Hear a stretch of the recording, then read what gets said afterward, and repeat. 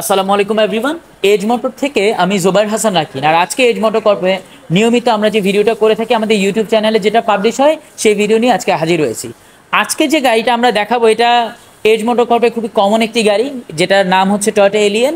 2010 মডেলের একটি গাড়ি এবং রেজিস্ট্রেশন ইয়ারটা কিন্তু 2012 সালে। সম্পূর্ণ অকটেন ডিভেন একটি গাড়ি, সামনে পিছনে দুটো গ্লাসই কিন্তু একেবারে জেনুইন অবস্থায় আছে।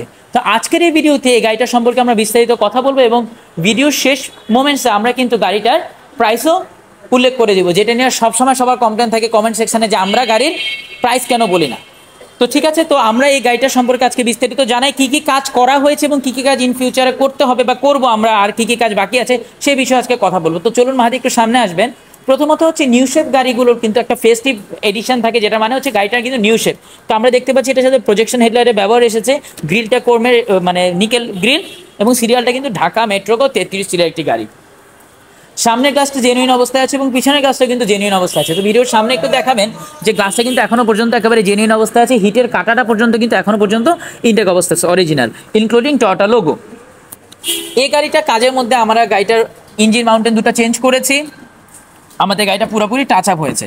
সো এই মোমেন্টে আমরা গাড়িটায় দেখাচ্ছি আমাদের ভিতরের কন্ডিশনটা। দেখতে পাচ্ছেন কি পরিমাণ ফ্রেশ অবস্থায় আছে গাড়িটা, বেশ কয়েক জায়গায় উডেনের কাজ আছে। স্পিকারগুলো সম্পূর্ণ অ্যাক্টিভ, যেটা কিছুক্ষণ আগে আমরা চেক করলাম, সব কিছু কিন্তু গাড়িটা একেবারে ভালো অবস্থায় আছে। এটা হচ্ছে পিছনের জায়গাটা। এলিয়ন এবং প্রিমিয়াম অলমোস্ট ভিতরটা পুরো সেম। এখানের মধ্যে আমরা হ্যান্ডেস পাচ্ছি, এখানে আমরা লেদার একটা সিট পাচ্ছি, কাভার যেটা আফটার মার্কেট করা হয়েছে। ওভারঅল কন্ডিশন বেশ ভালো। সো একটা গাড়ি নিউ শেপ নাকি ওল্ড শেপ সেটা চিনতে পারবো হচ্ছে কয়েকটা সাইন নিয়ে। আপনারা দেখতে পাচ্ছেন যে পিছনে কিন্তু এটার মধ্যে কোনো স্পয়লারের ব্যবহার নেই। দ্যাট মিনস এখানে যে গাড়িটার মধ্যে স্পয়লারের ব্যবহার থাকবে না সেটা কিন্তু একেবারে নিউ শেপের একটি গাড়ি। ব্যাক লাইটটাও কিন্তু একেবারে নিউ শেপ অবস্থায় আছে এবং কোয়েটো জাপানের অরিজিনাল লাইট। মাহাদি একটু থাকবেন আপনি পিছনে, আমি দেখাই দিব।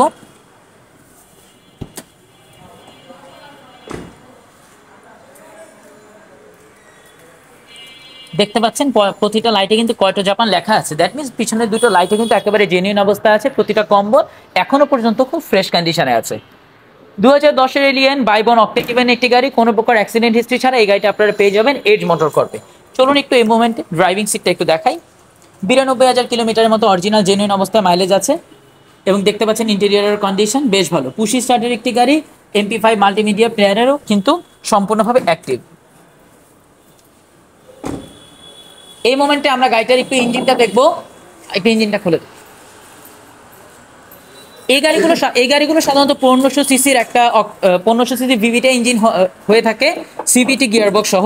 দেখতে পারবেন প্রতিটা লাইট কিন্তু এখন পর্যন্ত জেনুইন অবস্থায় আছে। যদি আমরা লাইটটা আমাদের বব যেটা বলি আমরা ওয়াশ করা হয়েছে, কিন্তু লাইটগুলো কিন্তু একেবারে জেনুইন অবস্থায় আছে। যেটা প্রজেকশন হেডলাইটের যেটা সাইন হলুদ কালার সেটা কিন্তু আছে। ইঞ্জিনটা ভিভিটিআই অকটেন ডিভেন হওয়ার কারণে আপনাকে নিয়েই ইঞ্জিনে কোনো প্রকার কাজ করাতে হবে না। ইঞ্জিন, মোবিল এবং gear oil each and everything খুব ভালো অবস্থায় আছে।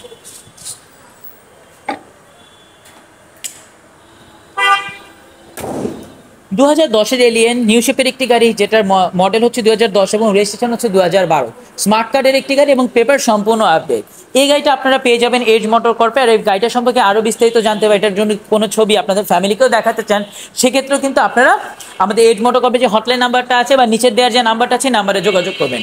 এই গাড়িটার আস্কিং প্রাইস হচ্ছে 19,95,000 টাকা। এই প্রাইসটা সামান্য পরিমাণ নেগোসিয়েবল। বিস্তারিত জানতে আমাদের নিচের দেওয়া নাম্বারটিতে ফোন করবেন। ধন্যবাদ সবাইকে এতক্ষণ ধরে ভিডিওটা দেখার জন্য।